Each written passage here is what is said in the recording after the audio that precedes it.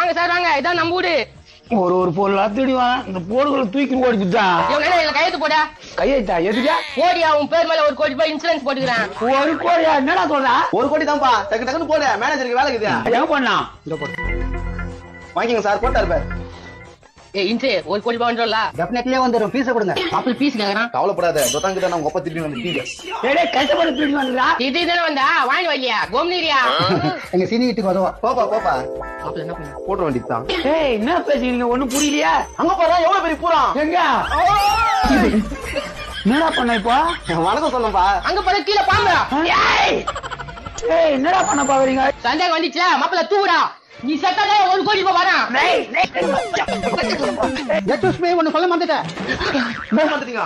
அதாவது சாவச்சா காசு வராது. அவரா சாவணும். ரொம்ப சந்தோஷம் தான் சாமி. பெத்த புள்ளியா நம்ம சாமி இன்சூரன்ஸ் விஷயத்துல